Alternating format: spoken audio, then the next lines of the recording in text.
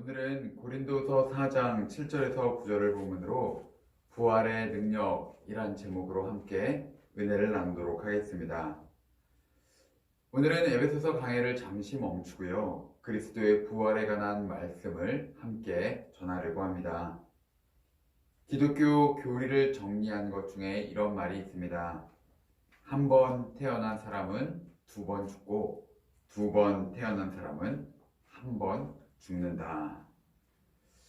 혹시 이런 말을 들어보신 적이 있으십니까? 이게 무슨 뜻인 줄 아시는지 모르겠습니다. 사람은 다들 엄마 뱃속에서 한 번 태어나죠.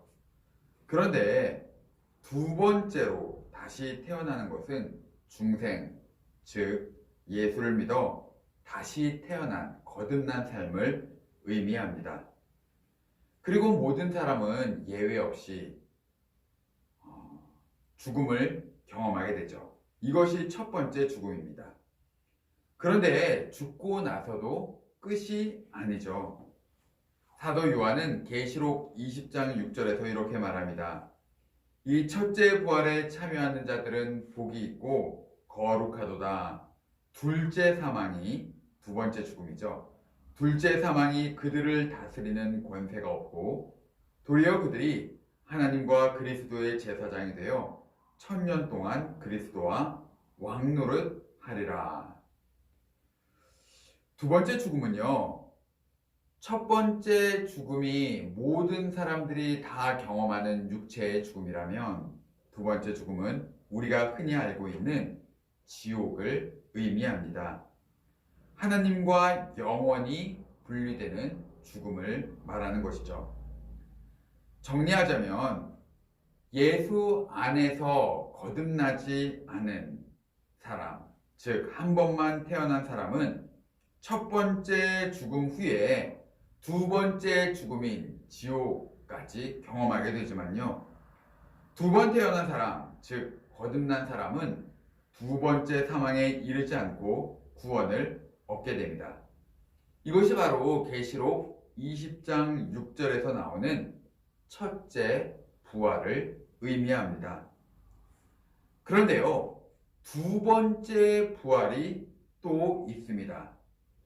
첫째 부활은 우리를 지옥이라는 사망에서 생명으로 옮겨주지만요, 예수께서 이 세상의 심판주로 다시 오시는 날에 우리의 몸도 다시 부활하여 구원받은 우리 영혼과 합하여 온전한 지체가 되게 됩니다.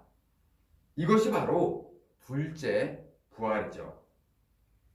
교회 오래 다니면서도요, 죽음 이후 신자들의 삶에 대해 들어본 적이 없는 사람들이 많이 있습니다. 그런데요, 오늘 이 이야기만 잘 들어놓고 이해한다면요, 많은 궁금증이 해소될 수 있습니다. 2013년도에 노벨 물리학상을 받은 영국의 피터 힉스라는 물리학자는 이렇게 말했습니다. 부활은 일어났거나 일어나지 않았거나 둘 중에 하나이다. 부활이 일어났다면 하나님의 능력은 다른 어떤 능력보다 뛰어나다는 것이 단번에 증명된다. 하나님이 어떤 문제를 또 모든 문제를 해결할 능력을 갖고 계신지 의심하기 시작했다면 다시금 부활을 바라보라. 이 세상의 모든 피조물들은요, 죽음의 권세 앞에 힘없이 다 무너지게 되죠. 죽음을 건너뛸 수 있는 존재는 아무도 없습니다. 예수께서도 십자가에서 우리를 대신하여 모든 죄를 지셨지만 만약 예수님의 삶에 부활이 없다면 예수께서는 시대의 성인, 현자 또는 사회의 혁명가라는 칭호는 얻었겠지만 결코 하나님의 아들이라 불리지는 못했을 것입니다. 예수께서는 살아생전 병자를 고치시고 수많은 기적을 베푸셨지만요, 그가 신이신 하나님의 아들이심을 증명한 사건은요, 전적으로 부활하신 부활의 사건이기 때문이죠. 인류의 역사에서요, 종종 어떤 사람들은 임사 체험을 한다거나 의학적으로 죽음을 경험한 후에 다시 생명이 생겨서 살아난 사람들도 있습니다. 우리가 종종 TV에서 차트를 달리는 남자들에는 이런 이야기들이 소개되기도 합니다. 그런데요, 그들의 부활과 예수의 부활 사이엔 근본적인 차이가 있습니다. 그들은 잠시 살아났다가 결국은 생을 마감하게 되지만요, 예수의 부활은 더 이상 또 다른 죽음이 필요가 없습니다. 그분은 살아생전부터 자신이 죽은 후에 부활할 것을 여러 사람들에게 알리셨고요. 또 예수님의 사형을 집행한 로마 정부도 이 일을 알고 있었기에 예수님의 무덤이 도둑질되어서 혹 그가 부활했다라는 소문이 돌지 않도록 군사들로 하여금 무덤을 철저히 지키게 했습니다. 하지만 예수께서는요, 살아생전 그가 약속하셨던 것처럼 죽은 지 3일 만에 부활하셨고 수많은 사람들에게 자신의 부활을 몸소 보여주셨으며 많은 이들이 보는 가운데 하늘로 승천하셔서 죽음의 권세를 뚫고 일어서시고 하나님의 보좌 우편에 앉아 계십니다. 그러나 예수께서 몸소 경험하시어 우리에게 허락하신 이 부활은요, 우리가 죽고 나서만 경험하는 것은 아닙니다. 죽어서 천국 가는 것만이 부활의 전부는 아니라는 것이죠. 현재의 삶에도 부활은 신자들에게 죄로부터 자유를 허락해주고 성령의 능력을 베풀어 주셔서 신자들이 하나님의 뜻대로 살아갈 수 있는 힘을 공급해 주십니다. 오늘은 특별히 이 부활의 능력을 가지고 이 세상을 살아가는 신자들의 삶이 어떠한가에 대해서 이야기를 나누고자 합니다. 바울은요, 부활의 권능, 그 부활의 능력이 어떠한지를 알고 싶어 했습니다. 왜냐하면요, 그는 빌립보서 3장 10절에서 내가 그리스도와 그 부활의 권능과 그 고난의 참여함을 알고자 하여 그의 죽으심을 본받았다라고 말하고 있습니다. 사도 바울이 무엇이라고 말하는가 하면요, 부활의 능력을 알아야 그리스도께서 겪으셨던 고난에 자기 자신도 동참할 수 있다라고 깨달았던 것이죠. 그래서 고린도서 13장 4절은 이렇게 이야기합니다. 그리스도께서 약하심으로 십자가에 못 박히셨으나 하나님의 능력으로 살아계시니 우리도 그 안에서 약하나 너희에게 대하여 하나님의 능력으로 그와 함께 살리라. 아멘.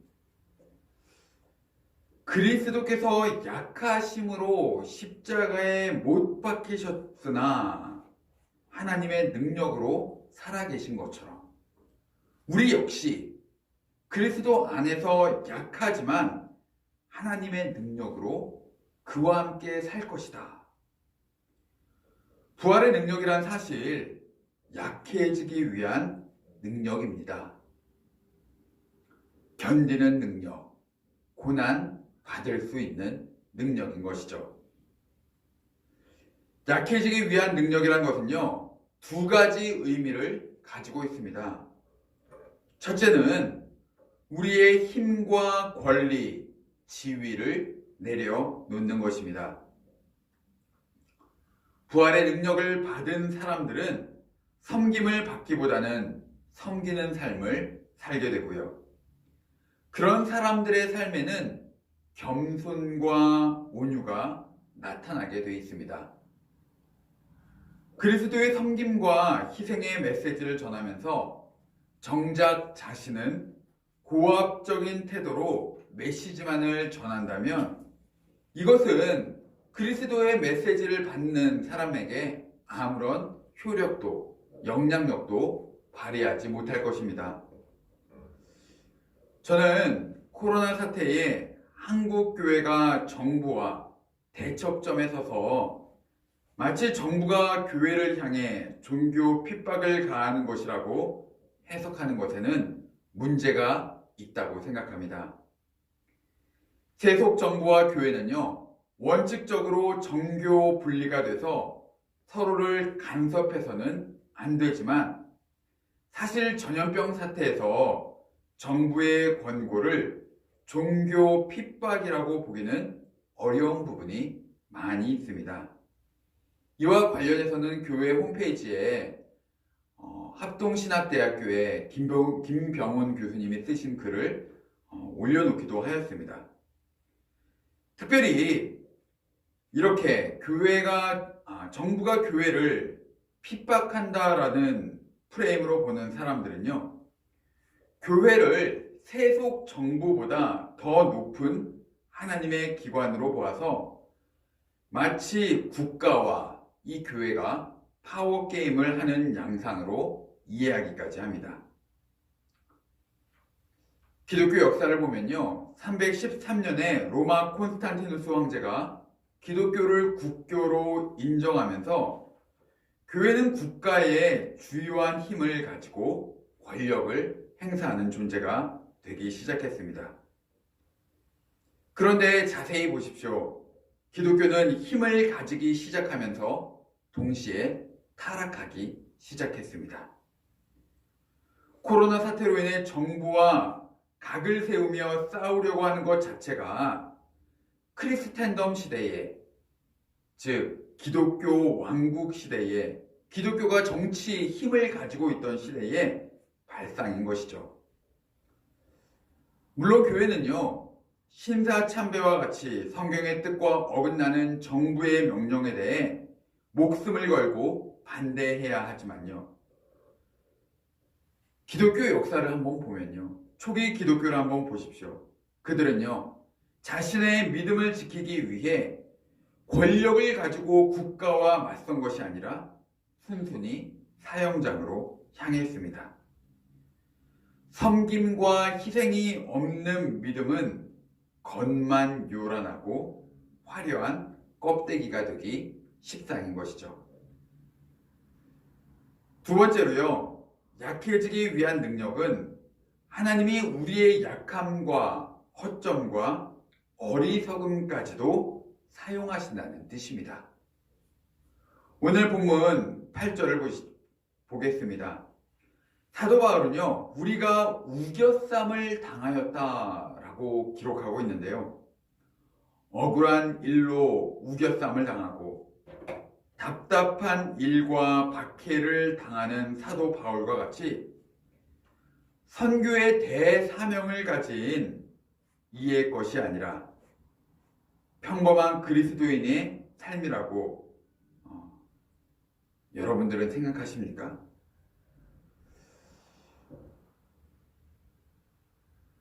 단지 사도 바울만 이런 위대한 선교의 사명을 가졌던 위대한 사도만이 이런 핍박을 당하는 것이 아니라 우리 같은 평범한 크리스천들의 일상도 이와 같은 삶일 수 있겠냐는 것입니다. 7절을 보면요, 하나님의 영광은 우리와 같이 별 볼 일 없는 질그릇에 담겨 있습니다. 그런데 왜 그럴까요? 우리 사역의 중심이 우리의 지위와 능력과 또 우리의 지혜에 있다면 우리는 십자가를 제대로 증거할 수 없을 것입니다. 왜냐하면요, 사람들의 모델이 그리스도가 되어야 하는데요, 우리가 지혜가 있고 능력이 있고 높은 지위에 있다면 그들은 지도자를 바라보면서 그들처럼 되고 싶어 하기 때문입니다.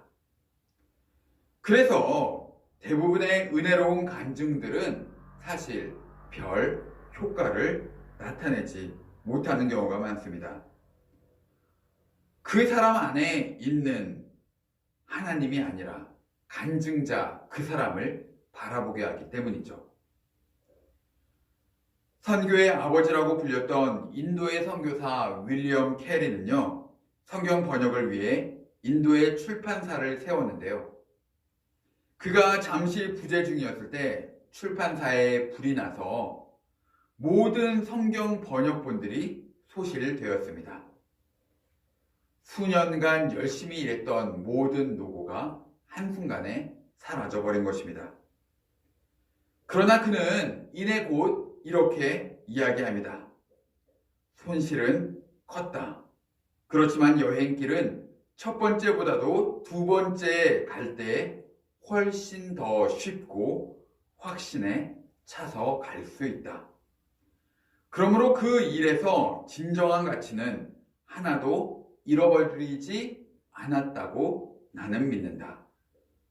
그러므로 우리는 결코 낙심하지 않을 것이다. 그리고 윌리엄 캐리는요, 다시 그 일에 착수했습니다. 이 소식은 영국의 후원의 물결을 불러일으켰고요.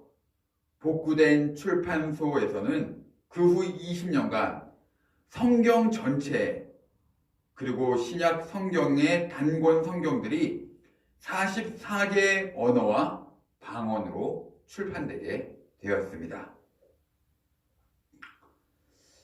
이것이 기독교의 역설인 것이죠. 평범하고 소박하고 연약한 사람들을 통해 기가 막히고 영광스러운 메시지가 퍼져 나가는 것입니다. 내 능력이 놀랄만한 것이라면 사람들은 하나님이 아닌 나를 볼 것입니다. 사람들이 나에게서 감동을 받는다면 그리스도인이 된다는 것은 성공하는 것일 거라 생각할지도 모릅니다. 그런데요, 내가 만약 부족하고 모자라며 지식과 지혜도 없고 잘난 것도 없다면 모든 관심은요, 마땅히 그 대상이 내가 아니라 내가 말하고 있는 하나님이 될 것입니다. 말씀의 결론을 맺도록 하겠습니다. 마틴 루터는 이렇게 이야기했습니다. 우리 주 하나님은 그분의 중책들을 이상한 방식으로 채우십니다. 그분은 그 자리를 하나님의 말씀을 전하고 가르치며 오직 연약함 가운데서도 그것을 삶으로 살아내는 불쌍한 죄인이자 설교자에게 맡기십니다. 그런 까닭에 하나님의 능력은 언제나 극도의 연약함 가운데서 앞으로 나아갑니다. 부활의 능력은요, 우리의 약함을 부끄러워하지 않고 약해지기 위한 능력을 우리에게 공급해 줍니다.